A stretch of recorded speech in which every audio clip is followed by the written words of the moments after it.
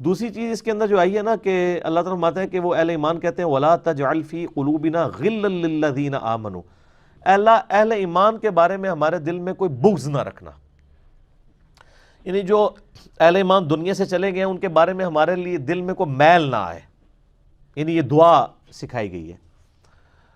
بعض اوقات ہوتا ہے انسان کی بڑی یعنی قریبی رشتہ داری بھی ہوتی ہے، بعض اوقات لوگوں نے ایسی زیادتیاں کی ہوتی ہیں کہ انسان یعنی چاہتے ہوئے بھی ان چیزوں کو بھلا نہیں سکتا، تو اس لیے یہ دعا تعلیم کر دی گئی ہے کہ چلو جو بندہ دنیا سے ایک غلط کام کر کے چلا گیا آپ اس کے لیے دعا کریں، اور اپنے لیے دعا کریں کہ اللہ ہمارے دل میں ان کے لیے یعنی کوئی میل ایسا نہ آئے۔ اچھا، اس کی بعض اوقات لوگ پلی بھی لیتے ہیں اور وہ یہ کہتے ہیں کہ جی جو بزرگ فوت ہو چکے ہیں اگر انہوں نے کوئی زیادتیاں کی ہیں دین کے ساتھ تو قرآن تو ہمیں کہہ رہا ہے کہ ان کے بارے میں دل میں کوئی غل نہ رکھے، تو ہمیں چاہیے ان کی غلطیاں ہی ہائی لائٹ نہ کریں۔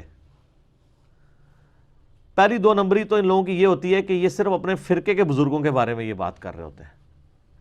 اگر یہی بات ہے تو بریلویوں نے حسام الارمین چھاپنا بند کیوں نہیں کر دی ہے؟ آج تک چھپ رہی ہے نا، جس میں یعنی 4 علماء دیوبند پہ کفر کے فتوے لگائے تھے حمزہ بریلوی صاحب نے، المشہور حسام الارمین، تو نہیں بند کیے۔ وہ کہیں گے وہ تو ہے ہی گستاخ تھے نا، ان کو کہنا چاہیے ہماروں کو کچھ نہ کہیں۔ اس کے مقابلے پہ المحند المفند لکھی گئی ہے، سر وہ بھی 100 سال سے زیادہ ہو گیا چھپ رہی ہے، جس میں احمد بریلوی صاحب ان کی جماعت کو پورا شیطانی لشکر ڈکلیئر کیا گیا، تو ان کو نہیں پتا کہ احمد بریلوی تو 1921 میں فوت ہوئے تھے، تقریباً 100 سال ہونے والے ہیں ان کو فوت ہوئے میں، یہ 2019 چل رہا ہے، تو یار چھوڑ دو۔ اگر یعنی آپ کی وہی ڈاکٹرائن مانے، وہ کہیں گے نہیں جی سر جنہوں نے دین کے ساتھ کھلواڑ کیا ہے ان کو معافی نہیں ہے، تو سر یہی ہماری ڈاکٹرائن ہے کہ جنہوں نے دین کا نقصان کیا ہے۔ یہ جو غل والا تعلق ہے نا، اس کا تعلق ہے کہ آپ کا کوئی ذاتی معاملہ ہے کسی کے ساتھ، جس نے دین کا جنازہ نکالا ہوا ہے وہ تو اللہ اس کے رسول کا دشمن ہے، اس کے بارے میں غل کا رکھنا ایمان ہے۔ الحب للہ والبغض للہ، بخاری مسلم کی حدیث ہے کہ اس نے ایمان کی حلاوت چکھی جس میں 3 نشانی ہیں۔ نمبر 1، اللہ اور اس کا محبوب اسے پوری دنیا سے بڑھ کر محبوب ہوں صلی اللہ علیہ وآلہ وسلم۔ اس میں تو اکثر لوگ کہیں گے نہیں ہم بالکل جی ایسا ہی ہے، یہ لادہ بات ہے کہ جب داڑھی رکھنی پڑتے ہے تو کہتے ہیں یار وہ بیوی سے پوچھنا پڑے گا، ابو سختی کرتے ہیں، تو وہ پھر ابو اور بیوی آگے ہو جاتے ہیں۔ تو جن لوگوں نے دین کا جنازہ نکالا ہے ان کے بارے میں غل رکھنا ضروری ہے، کیونکہ اس میں دوسری نشانی بخاری مسلم میں آئی کہ وہ شخص محبت کرتا ہے تو اللہ کے لیے اور دشمنی رکھتا ہے تو اللہ کے لیے۔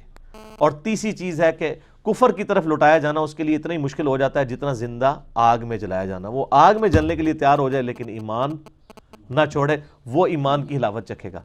تو الحب للہ والبغض للہ، بغض اللہ کے لیے، محبت اللہ کے لیے، وہ والا غل تو رہتا ہے۔ اس غل سے اس غل سے تو نبی الاسلام نہیں چھٹکارا حاصل کر سکے۔ صحیح بخاری میں حدیث ہے، نبی الاسلام کے پاس واشی آیا فتح مکہ کے موقع پر، اور وہ واشی کون تھا؟ قاتل حمزہ۔ ہائے ہائے ہائے، حمزہ نبی الاسلام کے صرف چچا نہیں تھے بلکہ بھائی بھی تھے، دو شریک، اور ہم عمر بھی تھے، دوست بھی تھے۔ واشی کو حضرت بلال نے سفارش کروائی کہ یا رسول اللہ میرے کہنے پہ معاف کر دیے جائے۔ واشی پیش ہوا، فرمایا واشی یا رسول اللہ، قاتل حمزہ یا رسول اللہ، تیرا ایمان قبول ہے لیکن کیا تو ایسا کر سکتا ہے کہ اپنی شکل مجھے نہیں دکھانی؟ ہائے ہائے ہائے ہائے،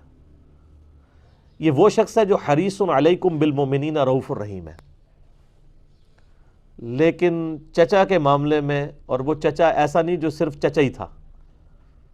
وہ دین کا مجاہد تھا، دین کے لیے کنٹریبیوشن تھی۔ اور فرمایا پوری زندگی پھر واشی سامنے نہیں آیا حضور کے، حالانکہ آپ کو تو اللہ نے گارنٹی دی ہے حریص علیکم بالمؤمنین رؤوف الرحیم، نبی الاسلام مومنین پر رؤوف بھی ہیں رحیم بھی ہیں۔ اب میں تھوڑی سی انجینئرنگ کرتا ہوں کہ انسان کو اپنے چچا سے زیادہ محبت ہوتی ہے یا اپنی اولاد سے؟ مطلب اس پہ تو کوئی دوسری رائے نہیں ہے۔ جن جن کے بچے ہیں، یعنی میرے بھی اپنے بچے ہیں، آپ میں سے بھی اکثر لوگ شادی شدہ بیٹھے ہیں، آپ خود انالیسس کر لیں، بلکہ اولاد تو بعض کا انسان کو ماں باپ سے آگے ہو جاتی ہے۔ تو جن لوگوں نے حضرت حمزہ کے ساتھ ظلم کیا اور ان کو قتل کیا، ان کا ایمان قبول نہیں کیا گیا۔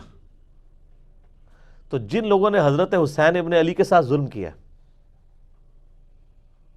یا حضرت علی ابن ابی طالب کو تکلیفیں دی ہیں جو حضور کے بچوں کی جگہ تھے،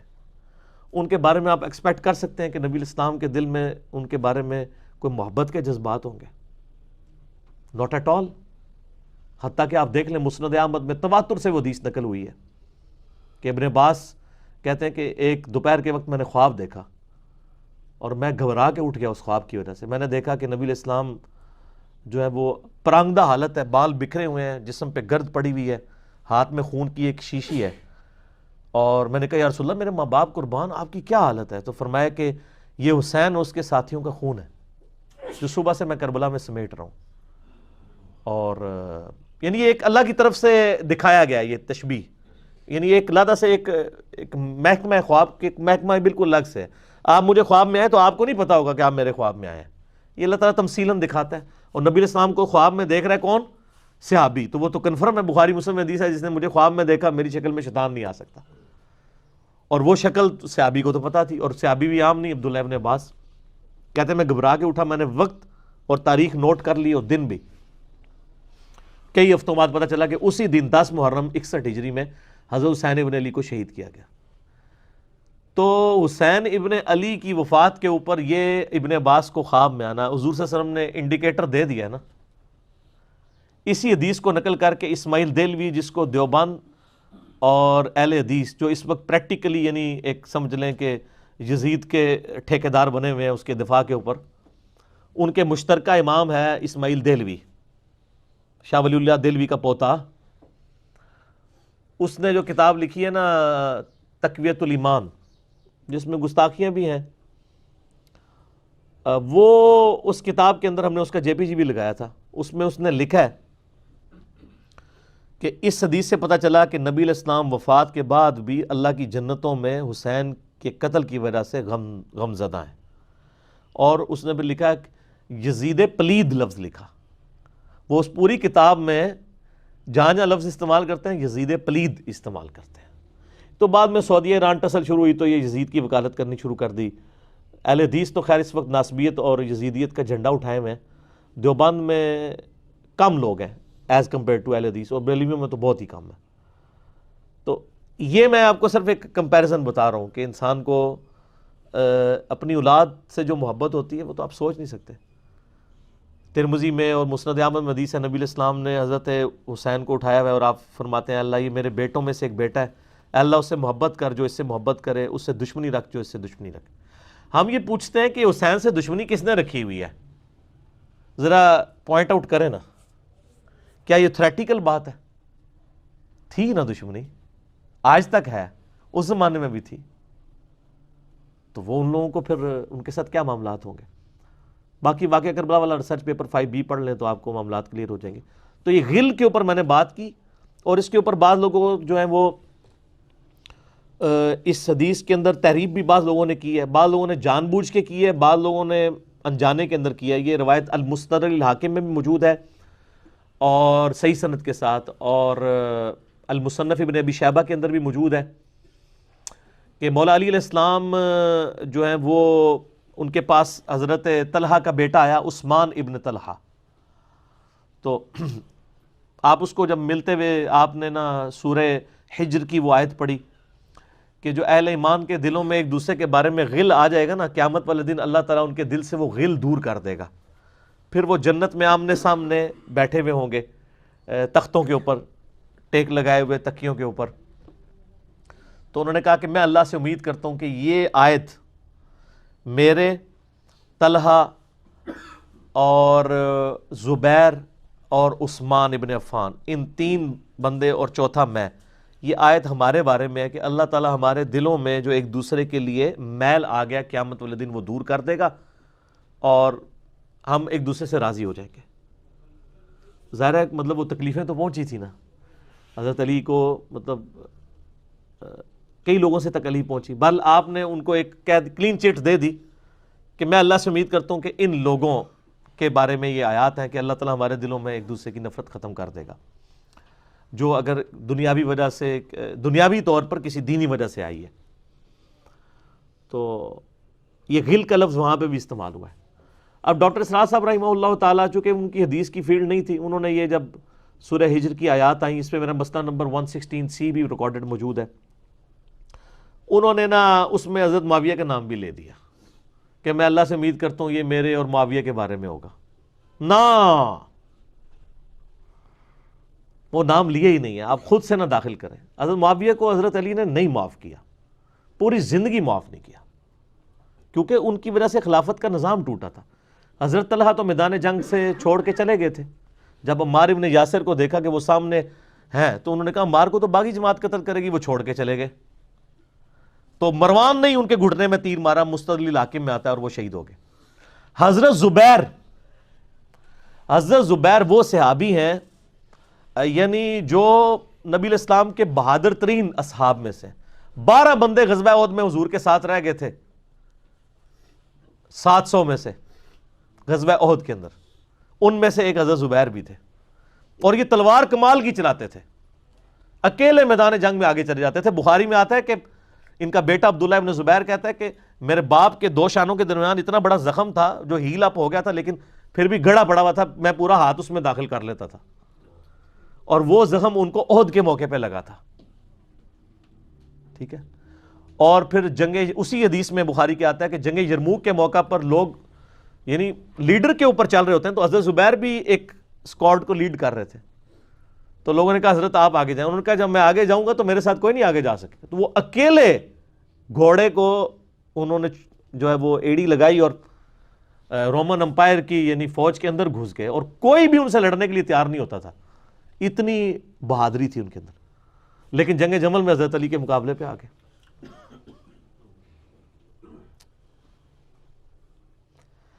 اس تکلیف کا کوئی اندازہ نہیں کر سکتا۔ حضرت حسن ابن علی نے بتایا مولا علی سے کہ بھئی حضرت زبیر آئے ہیں، تو حضرت علی نے کہا کہ رکو میں خود جاتا ہوں۔ گئے، کہا زبیر یاد ہے وہ دن جب نبی علیہ تم مجھ سے بڑا پیار کر رہے تھے، پھوپھی ذات تھے نا، نبی علیہ السلام کی پھوپھی کے بیٹے ہیں حضرت زبیر بن عوام رضی اللہ تعالیٰ عنہ، تو حضور نے تم سے ایک بات کہی تھی کہ تم علی سے اتنی محبت کرتے ہو، ایک دن آئے گا کہ تم تلوار لے کے علی کے خلاف کھڑے ہو جاؤ گے۔ تو تم نے کیا کہا تھا کہ یا رسول اللہ میں علی کے خلاف کھڑا ہوں گا؟ فرمایا ہاں، تم اس وقت ظالم ہو گئے۔ تو حضرت زبیر جو ہیں وہ ان پہ غشی طاری ہو گئی، گھوڑے کو یعنی وہ حضرت علی کا پھر سامنا بھی نہیں کر سکے، میدان جنگ سے واپس چلے گئے۔ تو بعد میں حضرت علی کے فوجیوں میں سے ایک بندے نے جا کے پیچھے ان کو دھوکے سے قتل کر کے تو لا کے تو سر حضرت علی کے سامنے رکھا، تو حضرت علی نے کہا کہ زبیر کے قاتل کو میں دوزخ کی بشارت دیتا ہوں، کیونکہ زبیر جنتی تھا۔ تو وہ شخص پھر حضرت علی سے ناراض ہو گیا کہ ہم نے تیری، ان کا میں نے تجھے حکم دیا تھا، جب میں نے ان کو جانے دیا ہے تو نے یہ کام کیوں کیا؟ تو وہ پھر خارجی ہو گیا۔ اور یعنی یہ وہ محبت تھی، وہ جہاں محبت تھی وہ نظر آتی تھی۔ ظاہر ہے کہ ایک بندے کی ایک غلطی سے اس کی پوری زندگی زیرو سے ملٹیپلائی نہیں ہو جاتی ہے، جس نے اتنا کچھ دین کے لیے کنٹریبیوٹ کیا ہو، کبھی نہیں ہو سکتا ایسے۔ حضرت علی کو بھی اس بات کا پتہ تھا۔ بہرحال یعنی اللہ تعالیٰ ان سے راضی ہو، اسی لیے نبی علیہ السلام کی اس حدیث یعنی وہ حضرت علی کے اس قول کو حضرت علی فٹ کیا کرتے تھے حضرت زبیر، طلحہ اور حضرت عثمان ابن عفان پہ رضی اللہ تعالیٰ۔ باقی آپ میرا کربلا والا ریسرچ پیپر پڑھیں تو آپ کو پتہ چلے گا کہ کتنی یعنی مشکل وقت حضرت علی نے اپنی خلافت میں دیکھا ہے اس حوالے سے۔ یعنی مصنف ابن ابی شیبہ میں آپ کے مخالفین کی لاشیں بھی ہیں، ان پہ بھی حضرت علی گریہ کر رہے ہیں، ایک ایک کی لاش اٹھا کے اس کو صاف کر رہے ہیں۔ حضرت طلحہ کا بیٹا تھا محمد بن طلحہ، اس کی لاش دیکھی تو رو پڑے حضرت علی، حالانکہ وہ مخالفت میں لڑنے آیا ہوا تھا۔ پھر حضرت حسن سے کہا کاش میں جنگ جمل سے 20 سال پہلے ہی مر گیا ہوتا، میں یہ دن نہ دیکھتا۔ ایک ایسا شخص جس نے 8 سال کی عمر میں اسلام قبول کیا، جس نے اسلام کو زیرو سے 3 براعظموں میں پھیلتے ہوئے دیکھا، اور اب اس کو بڑھاپے میں یہ دن دیکھنے پڑ رہے ہیں کہ اس کے سامنے اسلام کا شرازہ بکھر رہا ہے، کہ مسلمانوں سے لڑ رہے ہیں، ایک ایک جنگ میں 8-8 10 ہزار لوگ، جن میں مرنے والے صحابہ ہیں حضور کی تربیت یافتہ، جو ایک آواز کے اوپر حضور کی لبیک کہنے والے تھے، شیر و شکر تھے آپس میں. آپ اندازہ کر سکتے ہیں. اسی لیے حضرت علی جو ہیں وہ یعنی کوفے میں شہر سے باہر آپ کو پتہ ہے کنویں ہوا کرتے تھے، اکیلے جا کے کنویں پہ بیٹھ کے رویا کرتے تھے کہ اللہ اس امت کے ساتھ کیا ہو گیا. کوشش کرتے رہے، اینڈ رزلٹ یہ ہے کہ وہ خلافت کا نظام. اسی لیے مصنف ابن ابی شیبہ میں آتا ہے کہ آپ نے فجر اور عشاء کی نمازوں میں قنوت نازلہ پڑھی، اللہم علیک بمعاویہ و اشیاءہ، اے اللہ معاویہ اور اس کے شیعہ کو برباد کر، علی اور اس کے عمرو بن عاص اور اس کے شیعہ کو، ابا سلمی اور اس کے شیعہ کو، قیس اور اس کے شیعہ کو برباد کر. باقی احادیث میں آپ علیہ السلام نے جو بشارت کر دی تھی، سنن سعید کبریٰ کے اندر حدیث موجود ہے، حاکم کے اندر، کہ نبی علیہ السلام نے حضرت علی سے ایک دن فرمایا تھا، اے علی، اگلی امتوں میں سب سے بڑا بدبخت وہ تھا جس نے قوم عاد کی اونٹنی کو قتل کیا اور اس کے بعد عذاب آ گیا. میری امت کا سب سے بڑا بدبخت وہ ہوگا جو تیرے سر کے خون سے تیری داڑھی کو رنگ دے گا. اور وہی ہوا ہے. اور اس کے بعد پھر دیکھیں امت ایک جگہ جمع نہیں ہوئی ہے. حضرت علی ایک آخری کوشش تھے، اور جن لوگوں نے اس وقت ساتھ نہیں دیا پھر ان کو دنیا میں اس کا خمیازہ بھگتنا پڑا ہے. عبداللہ بن عمر نے بیعت نہیں نہ کی تو صحیح بخاری اٹھا کے دیکھیں، عبداللہ بن عمر کو آل امیہ نہیں قتل کروایا، حجاج بن یوسف نے زہر آلود نیزہ مروا دیا. اور حاکم کے اندر مجموع الزوائد کے اندر موجود ہے، حضرت عبداللہ بن عمر آخری عمر میں کہا کرتے تھے، کاش میں اس وقت علی کا ساتھ دیتا اور یہ خلافت کا نظام تو بچ جاتا. کیونکہ کئی لوگ بیچ میں نیوٹرل ہو گئے تھے جو پھر ساتھ نہیں دیا، تو اس کی وجہ سے پھر حضرت علی کے چونکہ اب پاس اتنی مین پاور نہیں تھی کہ اس سسٹم کو سنبھال سکتے، بال پھر وہ شہید ہو گئے اور پھر معاملات آگے. خیر بات کہاں سے کہاں نکل گئی، کیونکہ یہ اس کے ساتھ غل کا لفظ تھا، تو یہ غل کے لفظ کو ایڈریس کرنا ضروری تھا. تو آج ہم جب جنگ جمل صفین نہروان کو ڈسکس کرتے ہیں تو یہ کوئی غل والی بات نہیں ہے، یہ وہ چیزیں ہیں جو ایک ریالٹی ہیں. اور وہ اگر یہ غل والی بات ہے تو نبی علیہ السلام کے دل میں بھی نعوذ باللہ غل تھا، مولا علی کے دل میں بھی غل تھا، ایسا نہیں تھا. وہ دین کی حمیت کہلاتی ہے، اس کو غل نہیں آپ کہتے. یہ اچھی پرداداری ہے، یہ اچھی رازداری ہے،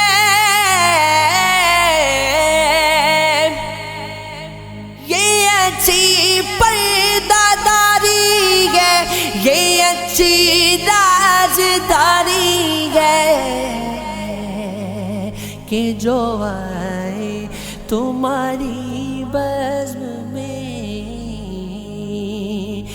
جو آئے تمہاری بزم میں دیوانہ ہو جائے، کہ جو آئے تمہاری بزم میں دیوانہ ہو جائے. میرا سر کٹ کے مقتل میں گرا قاتل کے قدموں پر، میرا سر کٹ کے مقتل میں گرا قاتل کے قدموں پر. دم آخر دم آخر دم آخر دم آخر ادا یوں سجدہ شکرانہ ہو جائے.